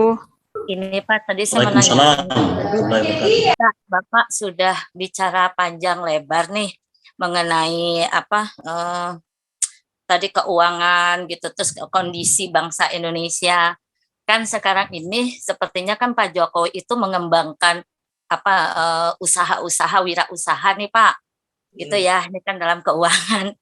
Nah, yang saya mau tanyakan, kebetulan saya punya anak, dia wirausaha Pak. Nah, cuman di sini yang saya mau tanyakan Pak, saya mengajar di SMK TI Muhammadiyah Cikampek Pak, gitu. Saya sebagai guru dan juga pegang BKK Pak, masalah penelusuran tenaga kerja lulusan SMK. Nah, yang saya mau tanyakan, bagaimana baiknya nih Pak, untuk berwirausaha tadi dalam keuangan modal, itu baikkah berhutang ataukah yang meminjam, ataukah menabung Pak? Nah, kalau misalnya yang saya pikirkan kalau menabung, kayak tadi kan, ketika kita mau ngambil rumah, kalau kita nabung nggak bakalan kita bisa beli rumah Pak. Akhirnya kan kita tadi ya melakukan, udahlah cicil aja pinjaman, karena biasanya manusia ketika megang uang, apa aja akan dibeli Pak, kan gitu. Tapi ketika kita berhutang, hutang dulu nih, pasti akan beli gitu, dapat barang tersebut. Nah, di sini yang saya mau tanyakan, baiknya kita berhutang atau menabung? Gitu aja Bapak, terima kasih, mohon penjelasannya. Assalamualaikum warahmatullahi wabarakatuh. Di Cikampek ya, warahmatullahi wabarakatuh. Iya Pak. Jadi gini, sekarang ini bersyukurlah Bu, kalau putranya mau berwira swasta. Memang sekarang ini kita kalau mau nyari kerja kuli susah lah Bu. Saya jagonya kuli dulu lah. Saya paling kuli keluar dari kampus yang bagus, kuli ya begini aja. Betul. Tapi coba saya nggak mempromosikan ya. Coba Anda pelajari riwayat hidupnya Pak Jokowi. Itu bagus sekali. Lulus dari Fakultas Kehutanan di UGM. Daftar pegawai negeri nggak diterima. Lalu ngelamar di pekerjaan namanya di Aceh Krap. Dulu itu di Aceh di Lok Sumawe itu ada pabrik kertas Krap Aceh. Nah, pabrik kertas itu punya hutan tanaman sendiri kan. Nah, dia perlu sarjana kehutanan. Dia ke Aceh di Lok Sumawe. Di Aceh itu karena usianya sudah usia perkawinan dengan Bu Iriana, married dulu. Setelah married dulu, lalu dibawa ke Aceh. Berapa bulan kemudian ketika mau lahirnya Gibran, putuskan kita di Aceh saja, anaknya nanti lahir di Aceh, apa kita pulang saja? Kalau pulang artinya apa? Keluar dari perusahaan. Pulang dia. Pulang lalu ngapain? Pulang lalu ikut bekerja dengan pamannya jadi tukang kayu, perusahaan kayu. Lalu ada usaha sedikit-dikit, punya uang dikit-dikit, bikin itu sendiri, bikin perusahaan kayu sendiri. Baru kecil-kecilan punya kontrak dengan orang Jakarta, ditipu, habis 60 juta zaman itu, habis semua. Jadi uang ibu-ibunya yang simpanan ibunya itu semua dikeluarin untuk modal awal lagi, merangkak dari kecil lagi. Dari kecil-kecil, nah dunia berubah dan kita nggak tahu kapan berubahnya. Itu tahun 90-an. Itu namanya perusahaan mebel luar biasa, untungnya luar biasa. Ekspornya ke Perancis, ke Eropa, luar biasa lah pokoknya. modalnya 1, untungnya 9. Untung itu bisa 900%. Nah, setelah punya duit banyak, tahun 25 ditawari nyalon wali kota, jadi. Nyalon lagi jadi. Lalu nyalon gubernur jadi, nyalon presiden jadi, nyalon presiden jadi. Jadi Bapak Ibu sekalian, mujizat memang mujizat, Pak Jokowi mujizat. Di dunia ini tidak ada orang yang nyalon secara demokratis 5 kali dan kelima-limanya menang. Ketawa. Lalu kita berpikiran gini, Bu. Oh, kalau gitu, walaupun kita sekarang ini miskin, tapi anak cucu kita bisa dong jadi presiden. Bisa aja. Kalau nasibnya seperti Pak Jokowi. Iya. Jadi memberikan kesempatan bagi orang-orang yang punya kemauan besar untuk wirausaha itu menjadi pilihan yang sangat rasional sekali. Orang yang berani berusaha sendiri adalah orang yang top. Sekarang ini diakui oleh negara juga, banyak juga bantuan UMKM, banyak bantuan ini, banyak bantuan itulah. Jadi kita harus berterima kasih lah Bu, anak-anak mau untuk berwirausaha. Memang ya perlu diingatkan kalau pegang duit, pegang uang utang untuk ini, untuk itu, nggak disiplin, gimana? Ya potensi itu, gangguan itu selalu ada. Tapi kalau anaknya sendiri ingat, agar nggak terlalu ini dalam pegang uang. Saya ingatkan satu hal, dan jangan takut ya.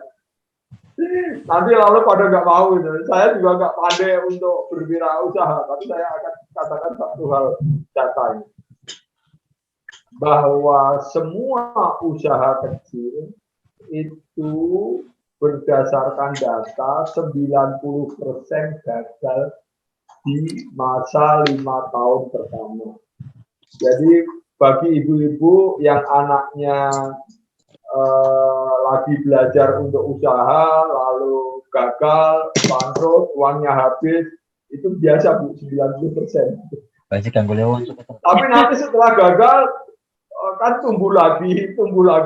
Nah, seperti Pak Jokowi juga kan, waktu pertama kali dia langsung sukses ya. Enggak. Kan ketipu nih, duitnya habis-habisan lagi, lalu bangkit lagi. Yang kedua, beliau langsung berhasil. Nah, kita nggak tahu perjalanan hidup itu. Nah, kita harus ingat baik-baik, berjuang, berusaha. Nah, pilihan menjadi pengusaha saat ini adalah pilihan terbaik. Hanya orang-orang yang berani wirausaha. Orang-orang pilihan yang berani wirausaha. Saya itu kalau pulang ke rumah, saya itu pendidikannya S3.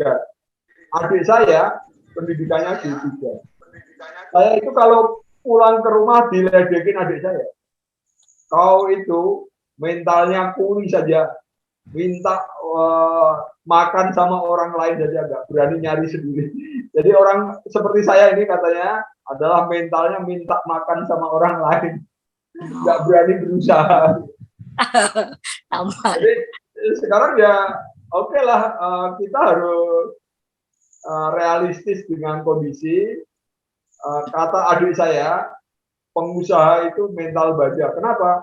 Kalau lagi nggak punya uang, lapar diampet. Lapar ya lapar, nggak apa-apa. Biasanya ngopi, jajan, nggak punya duit, nggak jajan, nggak apa-apa. Kenyataannya nggak punya duit. Tapi begitu duitnya banyak, dia juga harus jaga iman. Begitu duit banyak, jangan selewengkan ke sana. Kan karena pengusaha kadang-kadang duitnya banyak.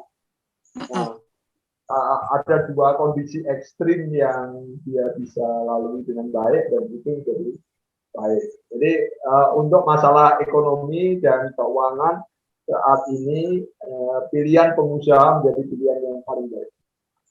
Pokoknya didukung terus. Siapa berani untuk memulai usaha, itu harapannya negara begitu. Indonesia masih memerlukan pengusaha-pengusaha yang cukup besar. Kita itu kalah dengan Malaysia, dengan Singapura jauh lah, dengan Korea, Jepang kalah jauh. Di Indonesia kita hanya 50-50 dengan Filipina. Filipina dan Indonesia adalah supplier TKW. Kita nggak inginkan TKW. Ya. Kita nggak ingin TKW. Kita harus berjuang untuk berusaha di rumah sendiri. Kita kaya kata banyak orang. Ya, oke. Ya, ya. Terima kasih Pak jawabannya. Ya, Bu Praisi ya. Saya Pak, mau nanya Pak. Dari Setio Pak dari Ponorogo mau Oke, Bu Sri, Bu Sri, silakan. Pak dari Ambon belum Saya ya mau Pak. bertanya Pak. Assalamualaikum warahmatullahi wabarakatuh. Terima kasih atas waktu yang diberikan Bapak Dokter. Begini Pak Dokter, kebetulan saya dinasnya di puskesmas, ya kan. Nah, ini fenomena sih, faktanya itu terkait dengan manajemen keuangan yang terjadi ya. Itu masih dibudidayakan terkait dengan dana taktis, Bapak. Apakah seperti itu sesuai dengan ilmu manajemen keuangan yang sebenarnya atau memang itu menyimpang? Karena apa? Semua keuangan apa istilahnya sumber keuangan itu kan sudah ada SE-nya, sudah ada rule-nya dalam hal ini Perbup ya Bapak nggih. Nah, itu cara mencari dana taktisnya itu dari pemotongan transport petugas lapangan ngoten lho Bapak. Apakah seperti itu? Makanya saya ini apa ya? Kok gini ya? Terus apa?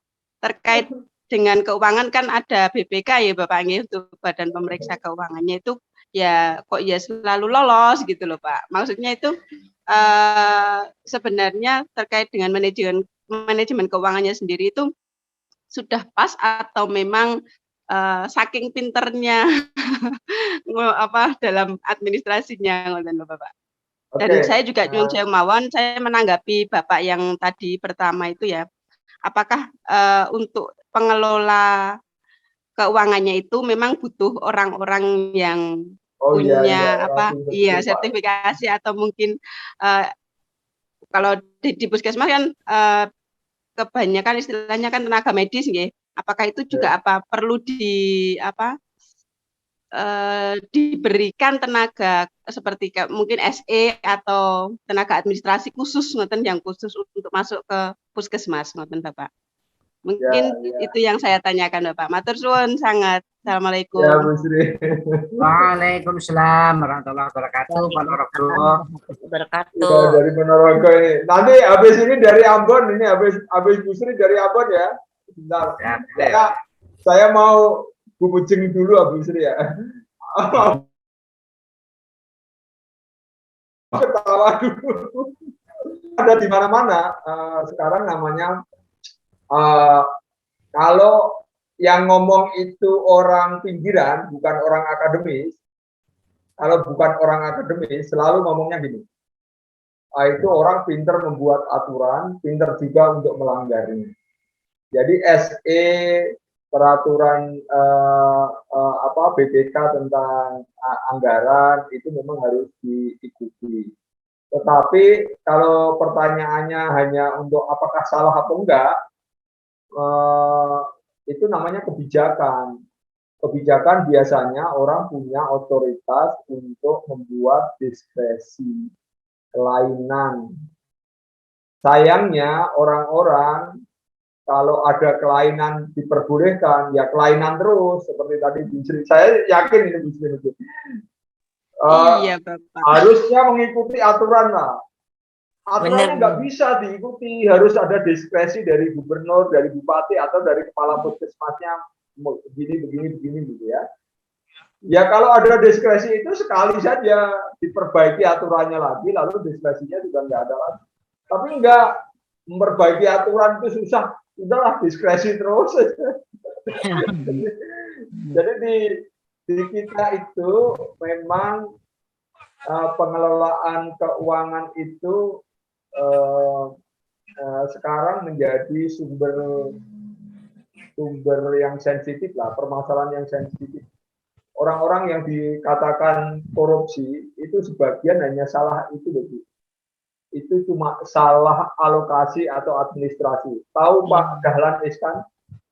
Nah, Pak Dahlan Iskan itu berurusan dengan pengadilan juga dalam rangka hanya salah administrasi, tapi di luar diskresi sehingga dia salah, itu dinyatakan salah. Nah, pelaku-pelaku keuangan yang nyatet, yang alokasikan, yang apa itu harusnya mengikuti prosedur yang ada. Kalau sekali ada diskresi, ya karena kondisi yang mendesak, pimpinan membuat kebijakan itu boleh. Tapi jangan lagi dong, Nah, makanya kalau di puskesmas, saya tidak sebagai provokator ya, bukan provokator ya. Tapi kalau perawat disuruh menulis tentang laporan keuangan, nanti pertanggungjawabannya akan sulit. Ya memang harus ada orang keuangan tertentu, orang keuangan lah yang harus dididik, harus seperti Pak Alistio tadi yang dari data tadi, harus ada sertifikatnya, harus ada ininya, jadi untuk mengurangi berbagai kesalahan yang secara teknis semua tidak disengaja. Nah, saya masih ingat gini Bu, sebetulnya ilmu dari semua ilmu itu adalah ilmu agama. Orang bertindaklah yang benar. Udah, kalau niatnya benar, nggak ada yang nggak berniat untuk korupsi, nggak berniat untuk penyimpangan, itu nggak akan terjadi. Persoalannya, ini kata profesor yang sudah almarhum, saya kutip, setan dan iblis itu sekarang menggunakan angka-angka untuk mempengaruhi manusia. Kok bisa gitu? Ya, masalah keuangan. Jadi uang 1 miliar dikurangi 0,1 aja, tinggal 100 juta. Ya dah, bener gak? Nah, 0,1 yang hilang itu entah karena desain atau entah karena lupa atau entah karena dikorupsi, iblis lah tempat bersemayam di 0 yang hilang. Jadi sekarang ini di lain banyak, kalaupun kita sudah pinter, diharapkan kita mempunyai keimanan kita, mempunyai etika, mempunyai niat yang baik, karena memang kalau belajar mengenai keuangan, ada salah itu karena salah hitung, salah ngetiknya, kurang nolnya 1, kan kurang 0,1 kan cuma. Ada yang memang disengaja nolnya dihilangin 1. Banyak terjadi nggak? Di Jakarta tahun 2000-an. Caranya gimana? Wah, saya mah hafal gitu. Saya itu hafal gitu. Kalau Bu Sri pengusaha terkenal kena bayar pajak 1 miliar. Ya, caranya supaya nggak bayar 1 miliar gimana, Pak? Bicara sama petugas pajak, nolnya dihilangin 1 dong. Nawarnya nolnya dihilangin 1. Dan itu menjadi niat-niat yang kurang baik dan penyakitnya negara masih banyak. Banyak uang yang ya istilahnya orang accounting gitu. Itu angka-angka itu tempat bersemayamnya setan dan iblis. Jadi gunakan ini udah. Jadi yang paling baik setelah kita tahu aturannya adalah ilmu agama diterapkan sehingga kita tahu etika, kebenaran, nggak ada niatan dan sebagainya dan sebagainya. Dan salah satu orang yang disumpah untuk mengelola keuangan dengan baik ya itulah, kelolalah dengan baik. Nah, salah satu aturan yang paling baik kalau di perusahaan, kalau di tempat Bu Sri juga ya, uang kas itu jangan banyak-banyak. Banyak yang pintar. Sendiri ya Pak. Itu pasti Pak. Iya Pak. Dan banyak banget. Kasus banyak toh, kasus banyak itu. Banyak. Pasti. Makanya dari itu sekarang itu harus kas itu kalau bisa ya pakai ATM saja, e-money, jadi nggak ada lagi aturan-aturan agar semua orang disiplin. Nah, ini saya cerita satu hal yang menarik. Tahun 99 saya sebagai waktu itu pegang HR manager. sopir-sopir itu ada sekitar 50-an sopir. Dulu kalau gajian itu cash pakai amplop. Di amplop ini gajian berapa? Ada orang Singapura datang, direktur keuangannya orang Singapura. Panggil saya, Pak Jadi, sini. Ya bos. Ini gajian nggak boleh lagi dengan cash, harus ditransfer. Gitu kan? Ditransfer. Saya ngomong ke semua karyawan, ada yang komplain, ada gini. Saking komplainnya karyawan datang ke rumah saya, Pak, Bu, jangan ini dong Pak, jangan transfer Pak, cash saja Pak, ini. Iya. Bisa itu aturannya begitu, saya jelasin terus. Nah, pada kenyataannya ya tetap ditransfer, nggak bisa, nggak tahu, nggak apa, gitu terus. 2 tahun kemudian ada piknik keluarga di satu tempat gitu, di Taman Safari. Banyak ibu-ibu itu datang ke saya, Pak Jadi terima kasih ya Pak, terima kasih. Loh, saya ini ngapain nggak ada kok terima kasih ke saya, terima kasih. Banyak ibu-ibu itu terima kasih ke saya. Ngapain ya? Pak, karena gajinya suami itu ditransfer Pak. Jadi kemarin cuma separuh Pak, semua ini Pak. Sopir-sopir itu nakal semua. Jadi kalau gajian itu diambil dulu, dikantongi dulu, sisanya kasihkan istrinya. Nah sekarang kalau gajiannya ditransfer begini, uangnya ya utuh gitu. Makanya mereka bilang itu katanya saya yang transfer, makanya mereka pada terima kasih ke saya. Padahal enggak. Nah, karena itulah kita Bapak Ibu semua yang kuliah di sini, ayo kita kecil-kecil saja untuk menggunakan berbagai macam kemajuan teknologi itu untuk kebaikan, jangan untuk kejelekan. Ya, apa saja. Jadi kalau kita punya sesuatu yang baik, ya kita baik untuk untuk membuat hal-hal yang ya pokoknya yang jelek-jelek lah. Karena itu itu ya sama dengan merokok lah. Nikotinnya itu ini benar nggak Pak Supian? Ini sulit. Saya juga baru bisa berhenti merokok sebulan lalu.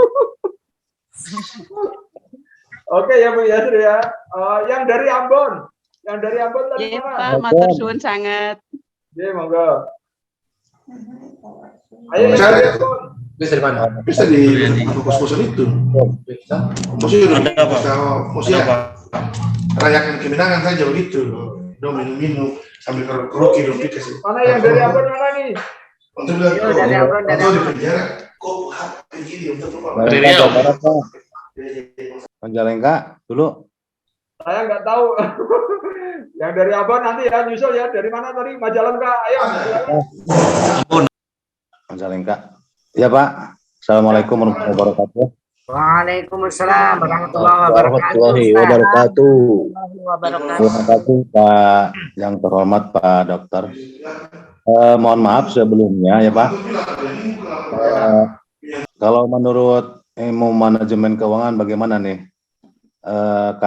Ceritanya saya ini kan udah hampir kurang lebih 5 bulan lah membuka usaha kecil-kecilan, kemudian saya pinjam uang itu Pak ya, pinjam uang dari sebuah bank dengan asumsi yang ya dari mana kita setornya, nanti dari hasilnya gitu kan, dari hasil kita usaha kecil-kecilan, buka bengkel, tambal ban dan lain sebagainya, nanti hasilnya kita buat untuk setoran tiap bulannya gitu Pak. Tetapi kenyataannya sudah 5 bulan ini dari untuk untuk setor juga itu agak susah gitu Pak. Ini kesalahannya di mana gitu Pak ya? Sementara saya sudah mempercayakan ke manajer saya di rumah, istri saya satu. Apakah saya harus nambah manajer satu lagi gitu atau gimana gitu Pak?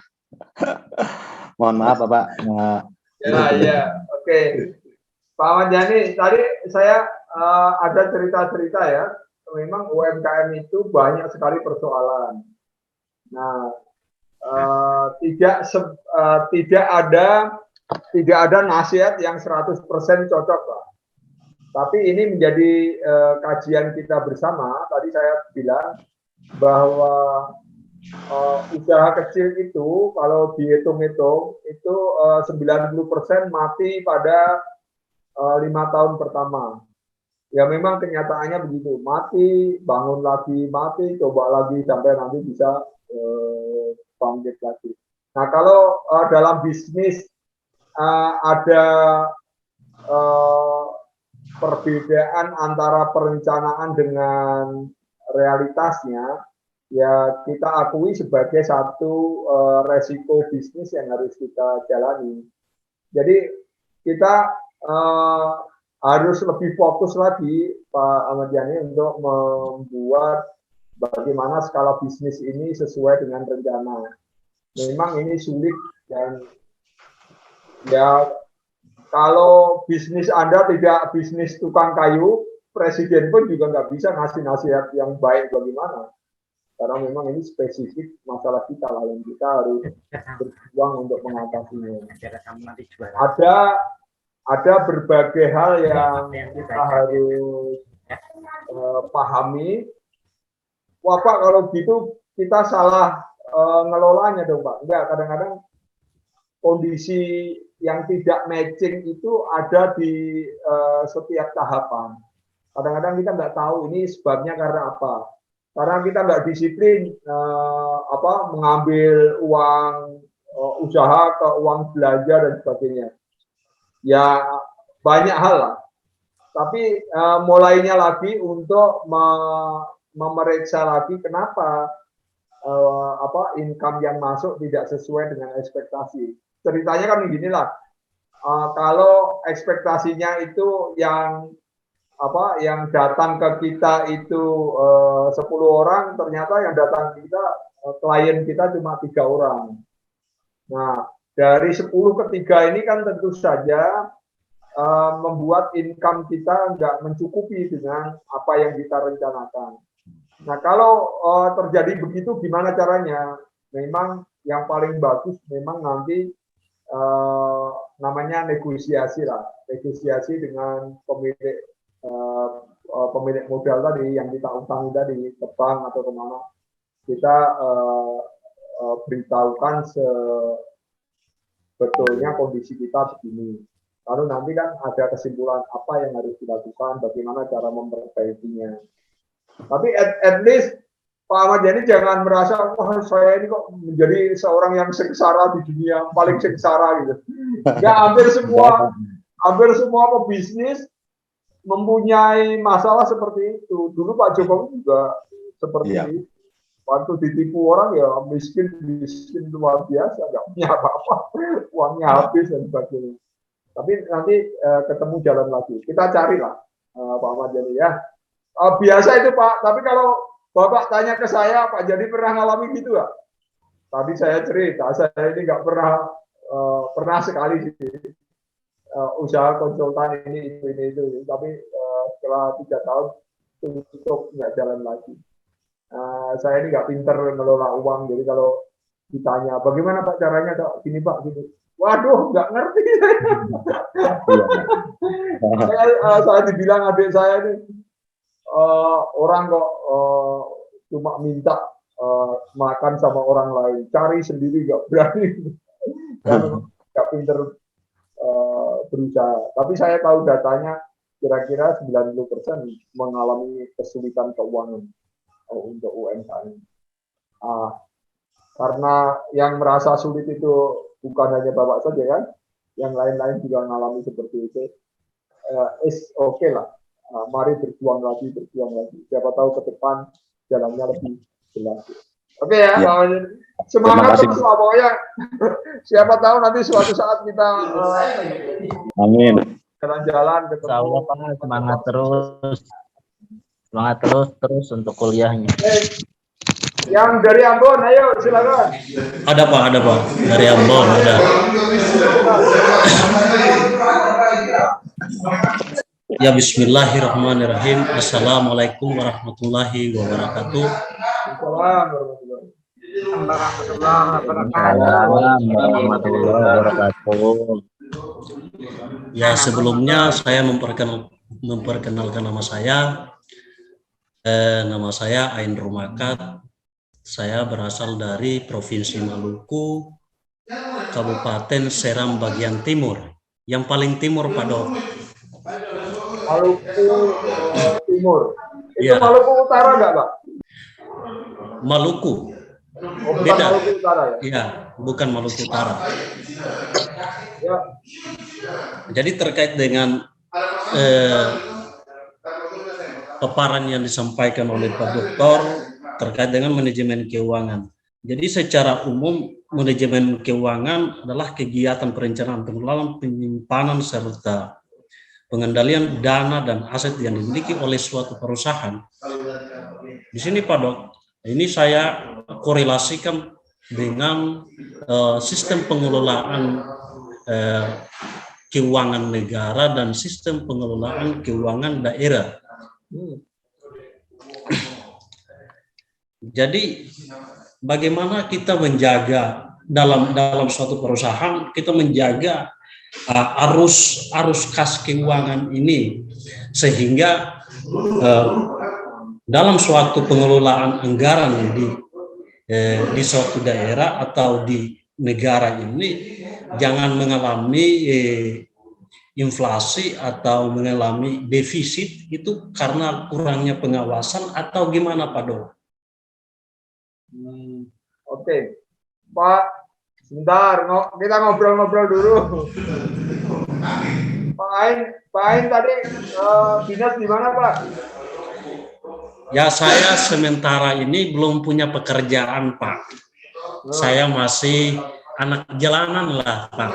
Tapi anak jalanan yang punya cita-cita ingin mendedikasikan diri menjadi pendidik. Insya Allah cita-cita saya proses di Untara ini untuk mengembangkan ilmu dan pengetahuan yang saya serap dari Untara ini menjadi pendidik, yaitu dosen insya Allah nanti Pak. Amin.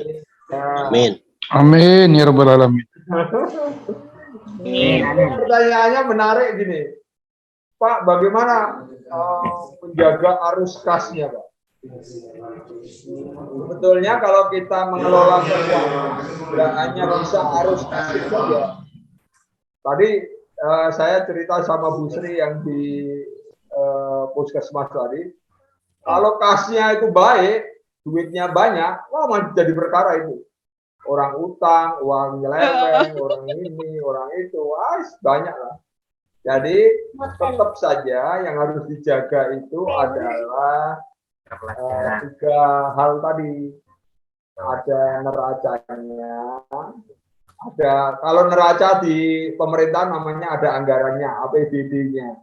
APBD-nya terjaga, lalu laporan surplus minusnya terjaga, lalu arus kasnya juga terjaga, ketiga-tiganya.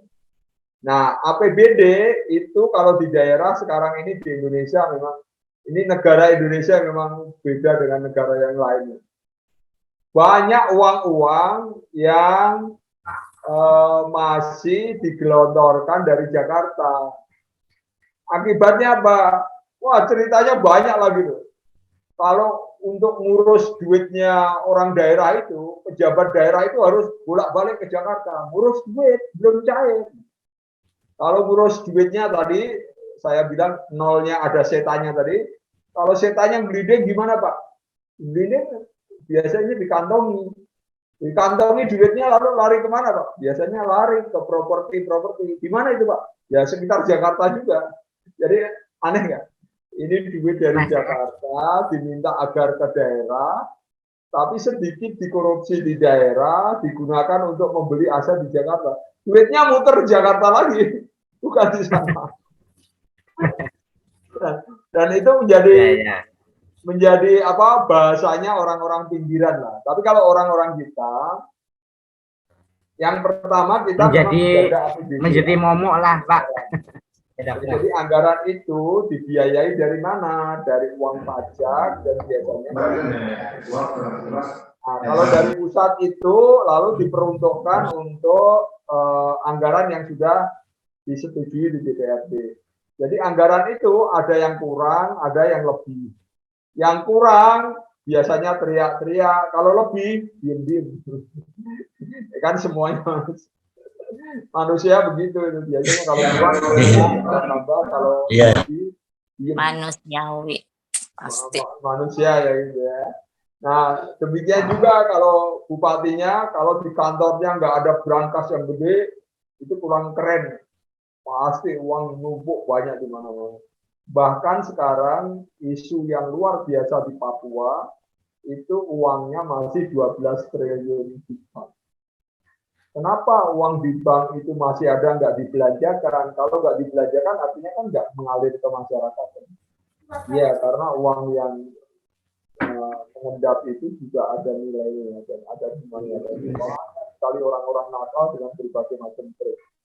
Jadi saya nggak ngeritik pegawai negeri ya, tapi kebanyakan yang ada itu gajinya 5 juta, tapi cicilan mobilnya berani 20 juta.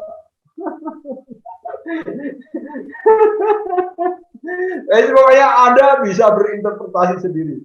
Nah, ini juga menjadi menjadi pokok bahasan kita. Jadi ilmu yang paling baik apa setelah ilmu duniawi itu ilmu akhirat, ilmu agama ini penting.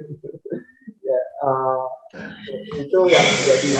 Tapi Mas, yang dari Ambon, saya suka dengan ceritanya, kondisinya yang masih oke lah, kondisinya belum dinas, tapi nanti bercita-cita jadi dosen.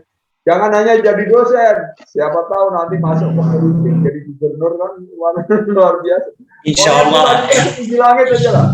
Nah sekarang kita berdiskusi, berdebat, bertukar pikiran, mana yang baik digunakan, mana yang tidak baik jangan digunakan. Tapi konsep dalam manajemen keuangan memang pada dasarnya samalah dengan keuangan di rumah tangga para ibu-ibu yang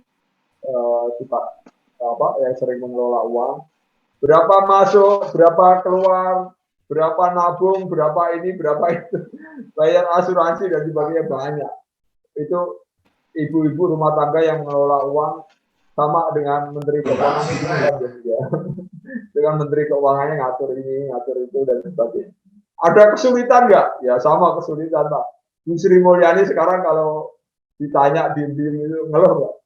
Kalau lagi curhat sama kawannya ngeluh juga. Semuanya punya beban masing-masing.